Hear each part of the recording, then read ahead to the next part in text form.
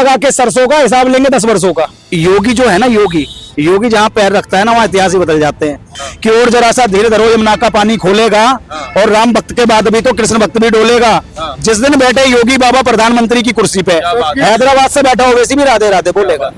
तो दिल्ली में बीजेपी की प्रचंड जीत के बाद जश्न का माहौल देखने को मिला। खुद पीएम मोदी आए और इस मौके पर केजरीवाल पर निशाना भी साधा है। लेकिन हमारे साथ दिल्ली के बीजेपी के जश्न में मौजूद एक शख्स है। बीजेपी दिल्ली में क्लीन स्वीप एक तरीके से कर गई, इस जीत को कैसे देख रहे हैं?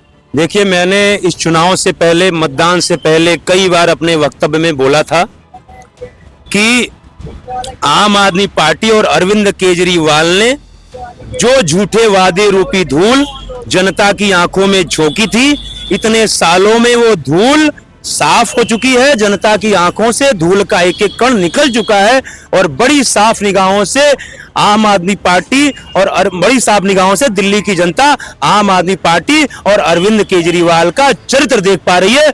आज वह वाक्य, आज वह बातें चरितार्थ हो गई। दिल्ली वालों ने दिखा दिया कि झूठेबाज, फरेबीबाज, भ्रष्टाचारी और गिरगिट की तरह रंग बदलने वालों की दिल्ली में कोई जगह नहीं है। उसको दिल्ली की जिम्मेदारी नहीं दिया जाएगा।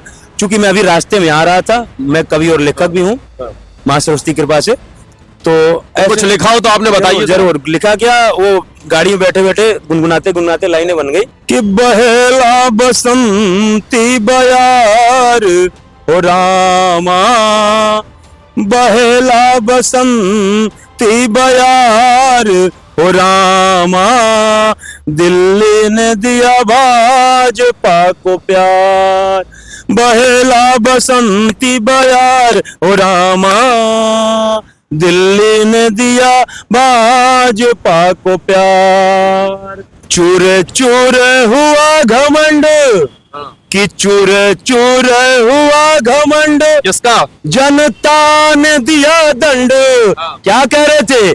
मैं इस्तीफा दे रहा हूँ, जनता की अदालत में जाऊंगा, जनता मुझे जिता के भेजेगी तो मैं सीएम बनूंगा, कुर्सी बैठूंगा, नहीं तो नहीं बैठूंगा। तो क्या बोले थे? जनता की अदालत में जाऊंगा, जनता न्याय करेगी। जनता ने न्याय कर दिया कि चूर चूर हुआ घमंड, जनता ने दिया दंड। अरे गई भ्रष्टाचारी सरकार हो रामा, बहेला बसंती बयार, बहेला बसंती बयार हो रामा, बहेला बसंती बयार, बहेला बसंती बयार हो रामा। क्या कहने। अच्छा ये बताइए जरा, ये बताइए, हाँ बोलिए, कि कांग्रेस हुई साफ, कांग्रेस हुई साफ, आपदा को नहीं किया माफ, कांग्रेस हुई साफ, आपदा को नहीं किया माफ, दिल्ली वालों ने खिलाया कमल का अंबार हो रामा, बहेला बसंती बयार।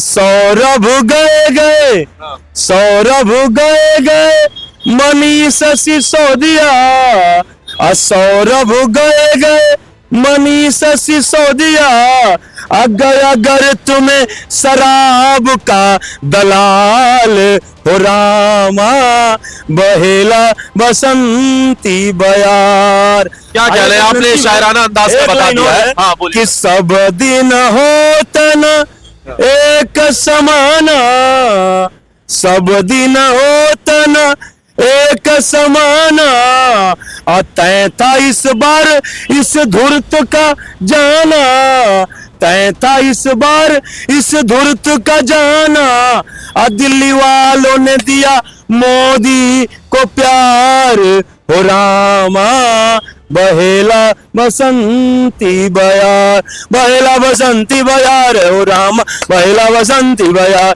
बहेला बसंती बयार हो रामा, बहेला बसंती बयार। अच्छा आप बताइए, इस जीत का क्रेडिट किसे देना चाहेंगे? आपको क्या लगता है किसकी वजह से जीते हैं? देखिए, इस जीत का क्रेडिट भारतीय जनता पार्टी के सभी कार्यकर्ताओं का, सभी पदाधिकारियों का, और भारतीय जनता पार्टी के अलावा दिल्ली की देवतुल्य जनता का, और भारतीय जनता पार्टी के जो हमारे नेता हैं आदरणीय प्रधानमंत्री माननीय नरेंद्र मोदी जी, उनका आज दिल्ली की जनता ने मोदी जी के गारंटी पे विश्वास करते हुए दिल्ली में 27 सालों बाद फिर जो है क्या कहते हैं भारतीय जनता पार्टी का सरकार बनाने का काम किया। दिल्ली वालों को यह पता चल गया था कि ये अरविंद केजरीवाल जो है कुछ भी देने वाला नहीं है। मैं थोड़ा सा एक उदाहरण देता हूं। मार्च 2024 में इन्होंने घोषणा किया था कि दिल्ली की महिलाओं को 1000 रुपए महीने देंगे। मार्च बीता, अप्रैल बीता, मई, जून, जुलाई, अगस्त, सितंबर, अक्टूबर, नवंबर, दिसंबर, 10 महीने बीत रहे और 10 महीने में जा करके इन्होंने कहा कि हमने 1000 रुपए अच्छी जी का अध्यक्षता में पास कर दिया और दूसरे दिन कह रहे हैं कल हमने 1000 पास किया, अब मैं 2100 रुपए बढ़ा दूंगा, मतलब सरकार आएगी तो 2100 रुपए कर दूंगा। नहीं तो वो तो कह रहे हैं कि हमने तो महिलाओं को बहुत कुछ दिया है। क्या दिया? शोषण के अलावा क्या दिया? महिलाओं का शोषण के अलावा, मानसिक शोषण के अलावा क्या कहते हैं कि और महिलाओं को चिंता देने के अलावा क्या किया? जिन बच्चों के हाथों में पकड़ाना चाहिए था इन्हें किताब, उन बच्चों की हाथों में शराब की बोतल पकड़ा बैठे।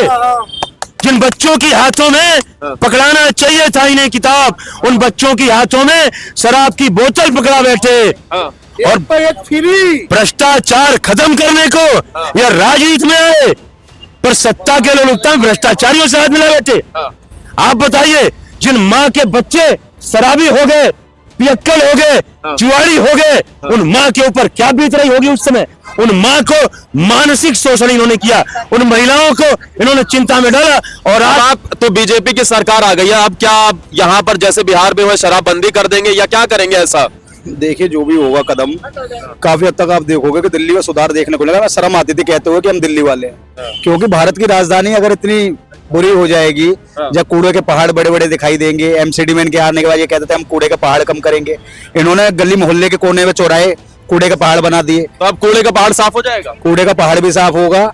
जो ये भ्रष्टाचार युक्त करके, भ्रष्टाचार को युक्त करके, मतलब भ्रष्टाचार सम्मिलित करके जो योजनाओं को ये लोगों में दे रहे थे कि मतलब कि 10 रुपए का फायदा लोगों का और 100 रुपए का फायदा इनकी जेब में। अब वो सारा भ्रष्टाचार मुक्त होकर जो मोदी जी की गारंटी है कि दिल्ली के अंदर जितनी भी सुविधाएं हैं वो सुविधाएं मिलेंगी, लेकिन वो भ्रष्टाचार मुक्त मिलेंगी। दूसरी बात, अगर हम लेकिन वो तो कह रहे हैं भाई सरकार बन गई है, सीएम तो बताओ किसे बना रहे हो? 10 दिन का टाइम बोल तो दिया जयवन अपने पांडा जी ने बोला है कि 10 दिन का टाइम मिलेगा और 10 दिन में आपको मुख्यमंत्री भी मिल जाएगा। मेरे ये समझ नहीं आती कि जब चुनाव तुम हार गए तो भैया इतने हाई दैया क्यों कर रहे हो? इन्होंने वो हाल कर लिया जैसे कि पता लग जाए पड़ोसी के घर में शादी किन्नर आकर ताली पीटते हैं, वो वाला हाल अरविंद केजरीवाल का हो गया। और सिर्फ ताली पीटने का काम अरविंद केजरीवाल का रह गया है। आपको मैं बता दूं, हम युवा हैं, हमने एक नारा दिया था दिल्ली के अंदर कि जिसको समझा झाड़ू वाला वो तो निकला दारू वाला। दूसरा नारा हमारा था कि खोलनी थी पाठशाला, खोल दी मधुशाला।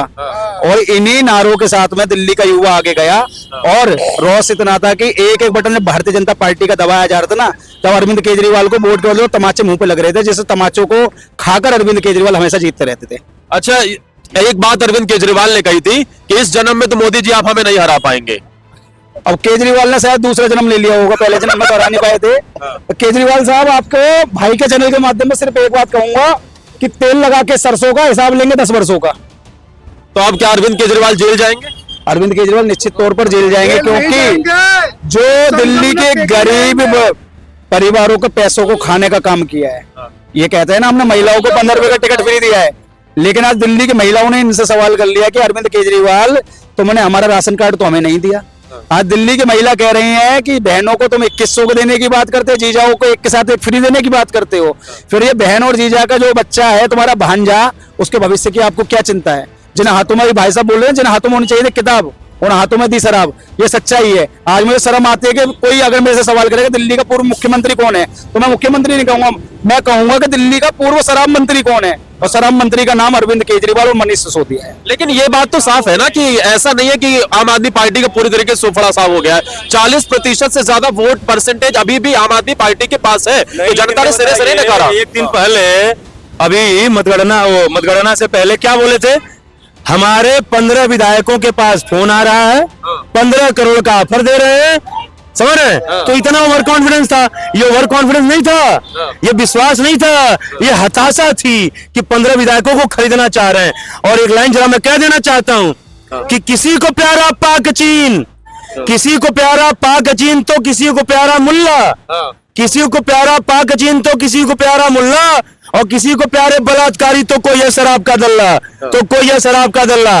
एक लाइन जरा मैं कह दूं, चूंकि कवि और लेखक हूं तो कुछ बात बतानी चाहिए लोगों को कि इस दुनिया में वक्त ही तो एक ऐसा है, इस दुनिया में वक्त ही तो एक ऐसा है जो अच्छे अच्छों का वक्त बदल देता है, और वक्त की नजाकत को देख जो नहीं बदला, एक दिन यही वक्त ही उसे बदल देता है।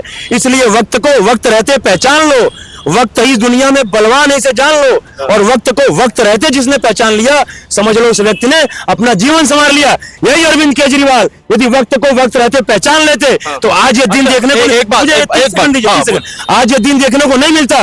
ये भाई साहब, सारी जनता उनका सम्मान से नाम लेती, उनका सम्मान करती, लेकिन जैसे रावण ने विभीषण की बात नहीं मानी, माल्यवान की बात नहीं मानी, अपनी सिर्फ रागलाप तरह सारे सलाहकारों को ठुकरा दिया, अपना कहा, बोलता था कि हमारे सामने राम को, श्री रामनाथ को, राम का नाम राम से कहा, किसने? रावण कहता था कि शत्रु को श्री कह के मत पुकारो, राम को राम बोलो, श्री राम मत बोलो। नेस्तनाबूद हो गया, पूरा लंका राक्षसहीन हो गया।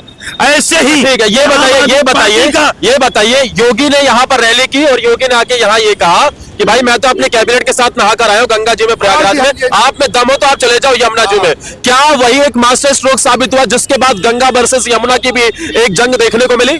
मास्टर स्ट्रोक दूसरा, पहला तो ये था ही था, दूसरा अरविंद केजरीवाल अपनी बातों में खुद फंस गए।